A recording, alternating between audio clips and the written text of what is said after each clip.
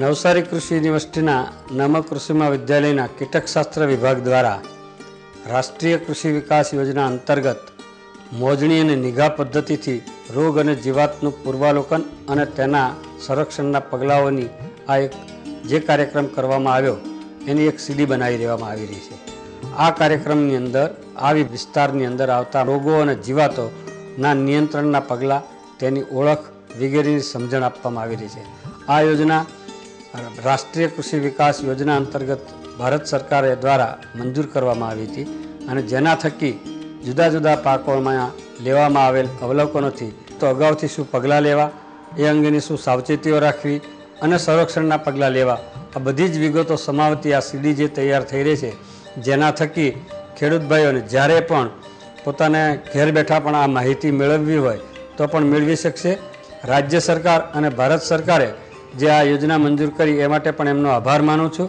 ખેડૂત મિત્રો, સરકાર શ્રી દ્વારા રાષ્ટ્રીય કૃષિ વિકાસ યોજના નવસારી કૃષિ યુનિવર્સિટી ખાતે મોજણી નિગાહ આધારિત પાક રોગ જીવાતનું પૂર્વાનુમાન પદ્ધતિ અંગેની યોજના ચાલે છે। દક્ષિણ ગુજરાતની અંદર જે પાકો છે એની અંદર આપણે ઉત્પાદન વધારવા, ઉત્પાદકતા વધારવી અને એમાં વેલ્યુ એડિશન કરી ઓછા ખર્ચે ખેતી કરવા માટે, પર્યાવરણને નુકસાન ન થાય તે ટાઈપની ખેતી કરવા માટેની આપણે વાત કરતા હોય ત્યારે ઉત્પાદનનો મેઇન જે સિદ્ધાંત છે કે ટેકનોલોજી, જાત અને બિયારણનો ઉપયોગ કરીને ઉત્પાદન વધી શકે અને બીજું કે રોગ અને જીવાતથી જે નુકસાન થાય છે એને બચાવીએ તો પણ આપણે ઉત્પાદન વધારી શકીએ।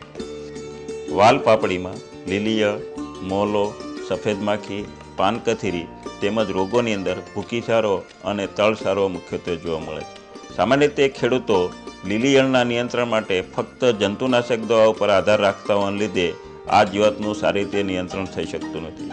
આ સમસ્યાના નિવારણ માટે નવસારી કૃષિ યુનિવર્સિટી દ્વારા રાષ્ટ્રીય કૃષિ વિકાસ યોજના અંતર્ગત મોજણી અને નિગાહ આધારિત પાક જીવાત રોગ પૂર્વાનુમાન પદ્ધતિ હેઠળ દર અઠવાડિયે રોગ અને જીવાતના અવલોકનો લઈ જો કોઈ રોગ કે જીવાતનો ઉપદ્રવ સમ્ય માત્રા કરતાં વધારે જોવા મળે ત્યારે જ પાક સંરક્ષણની જુદી જુદી પદ્ધતિઓનો અમલ કરવાને લીધે ખેડૂતોને પોષણક્ષમ પાક સંરક્ષણ મળી રહે છે।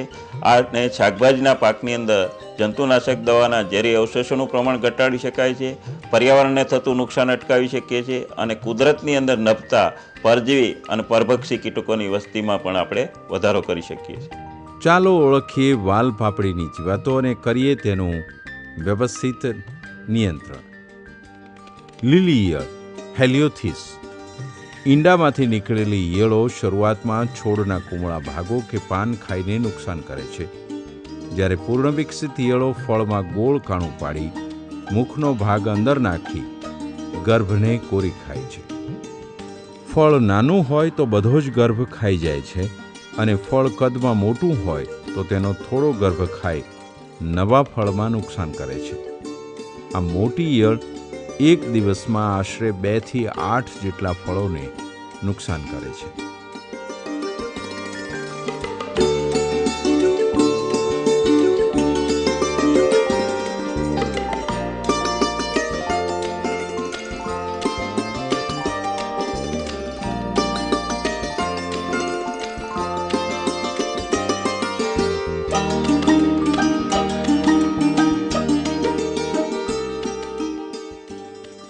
નિયંત્રણ વ્યવસ્થાપન। ઉનાળામાં ઊંડી ખેડ કરવી, મોટી ઈયળોને સવાર અથવા સાંજના સમયે હાથથી વીણીને કેરોસીનવાળા પાણીમાં ડૂબાડી નાશ કરવો, પીળા ગલગોટાની વાવણી પિંજર પાક તરીકે મુખ્ય હારની વચ્ચે કરવી। લીલી ઈયળની માદા ગલગોટાના પીળા ફૂલો ઉપર ઈંડા મૂકવાનું વધુ પસંદ કરે છે। આવા ફૂલોને ઈંડા સહિત તોડી લેવાથી આ ઈયળનો ઉપદ્રવ ઘટાડી શકાય છે। પાકમાં લીમડા આધારિત દવા એઝાડિરેક્ટિન 1500 ppm 40 મિલીલીટર અથવા 500 ગ્રામ લીંબોળીના મીંજને 10 લીટર પાણીમાં ભેળવી તૈયાર કરેલા દ્રાવણનો છંટકાવ કરવાથી માદા ફૂદી ઈંડા મુક્તિ અટકે છે અને સાથે સાથે લીલી ઈયળના કુદરતી દુશ્મનોની વસ્તીને કોઈ નુકસાન થતું નથી। લીલી ઈયળના ઈંડા ખેતરમાં જોવા મળે કે તરત 7 થી 8 ટ્રાઇકોકાર્ડ પ્રતિ હેક્ટર મુજબ અઠવાડિયાના અંતરે 2 થી 3 વખત છોડવાથી નિયંત્રણ થાય છે. ખેતરોમાં પ્રતિ હેક્ટર 40 થી 50 જેટલા ટી આકારના લાકડીના ટેકા મૂકવાથી ખેતરમાં પરભક્ષી પક્ષીઓ બેસે છે, જે લીલી ઈયળને ખાઈ તેના ઉપદ્રવને કાબૂમાં રાખે છે. લીલી ઈયળ માટેના ફેરોમોન ટ્રેપ 5 પ્રતિ હેક્ટર મુજબ મૂકવા. લીલી ઈયળનું એનપીવી 450 ઈયળ આંક લાર્વલ ઇક્વિવેલન્ટ પ્રતિ હેક્ટર મુજબ સાંજના સમયે છાંટવાથી પણ નિયંત્રણ મળે છે. છેવટના પગલાં તરીકે રાસાયણિક જંતુનાશક દવા જેવી કે ફેનવેલેરેટ 20 cc 5 મિલીલીટર અથવા ડેલ્ટામેથ્રિન 2.8 EC 5 મિલીલીટર કે પછી સ્પિનોસાડ 45% SL 0.55 મિલીલીટર, ઇન્ડોક્ઝાકાર્બ 15% SC 5 મિલીલીટર અથવા નોવાલ્યુરોન 10% EC 7.5 મિલીલીટર દવા 10 લીટર પાણીમાં ભેળવીને છંટકાવ કરવો. સફેદ માખી. સફેદ માખીની બંને અવસ્થા બચ્ચા અને પુખ્ત પાનમાંથી રસ ચૂસે છે, જેના કારણે પાન ફીકા પડે છે. વધુ ઉપદ્રવમાં પાન છેવટે સુકાઈ જાય છે. બચ્ચા ચીકણા મધ જેવા પ્રવાહીનો સ્ત્રાવ કરે છે, જે પાનની સપાટી અને ફૂલો ઉપર પ્રસરે છે. તેથી પ્રકાશ સંશ્લેષણની ક્રિયામાં વિક્ષેપ કરે છે અને છોડની વૃદ્ધિ ઉપર અસર થાય છે. મોલો. મોલોના બચ્ચા અને પુખ્ત પોતાના મુખાંગો પાનમાં દાખલ કરી રસ ચૂસે છે. તેઓ પોતાના શરીરમાંથી મધ જેવા પ્રવાહીનો સ્ત્રાવ કરે છે, જે પાન પર પડવાથી તેના પર કાળી ફૂગ વિકાસ પામે છે, જેનાથી પ્રકાશ સંશ્લેષણની ક્રિયા અવરોધાય છે અને છોડનો વિકાસ અટકે છે.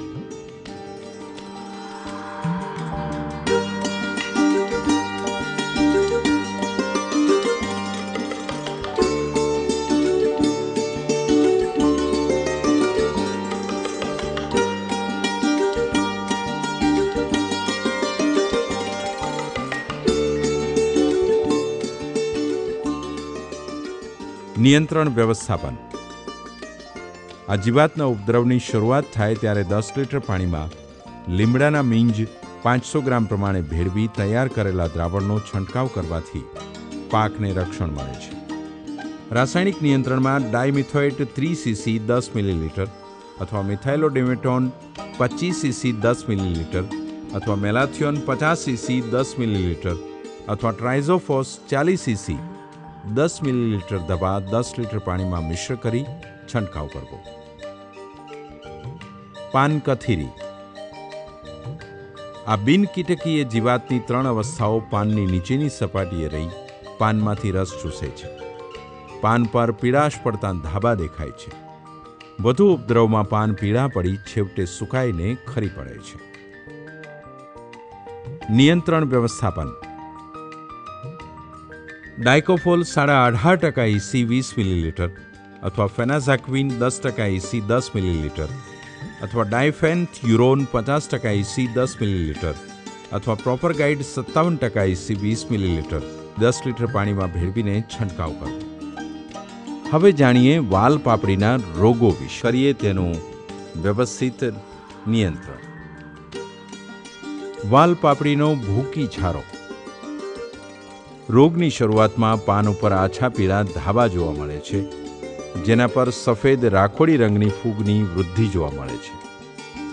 રોગની તીવ્રતા વધુ હોય તો આખા પાન ઉપર સફેદ પાવડર છાંટ્યો હોય તેવું જણાય છે.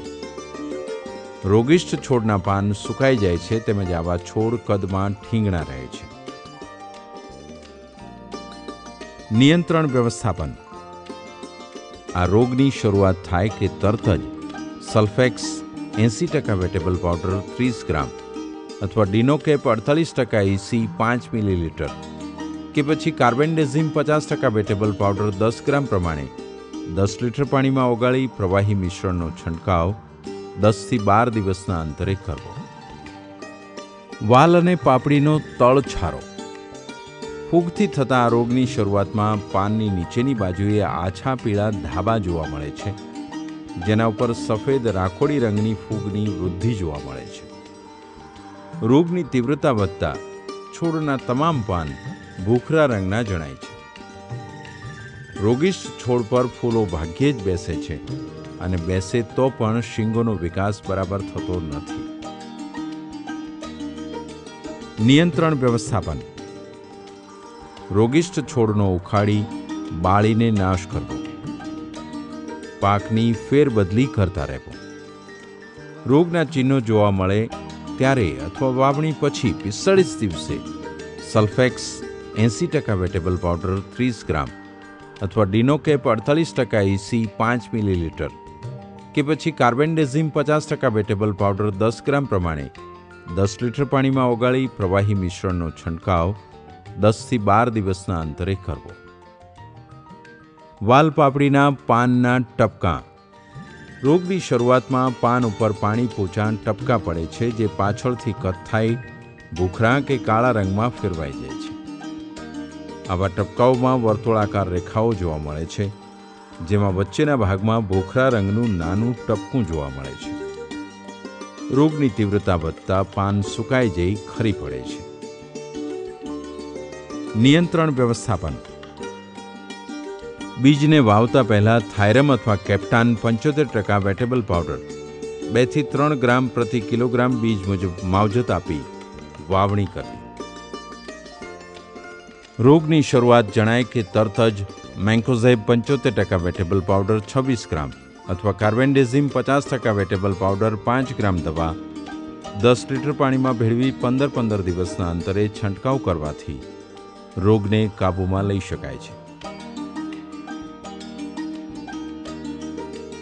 તો આ રીતે આપણે વાલ અને પાપડીના જીવાતો અને રોગોનું પણ બરાબર ઓળખ કરીએ, તેને વ્યવસ્થિત સમયસર નિયંત્રણમાં લઈએ તો ખૂબ સારું ઉત્પાદન મેળવી શકીએ છીએ, ખૂબ સારી ગુણવત્તાવાળા ફળો મેળવી શકીએ છીએ અને બજારમાં તેનો સારો ભાવ પણ મળી શકે છે.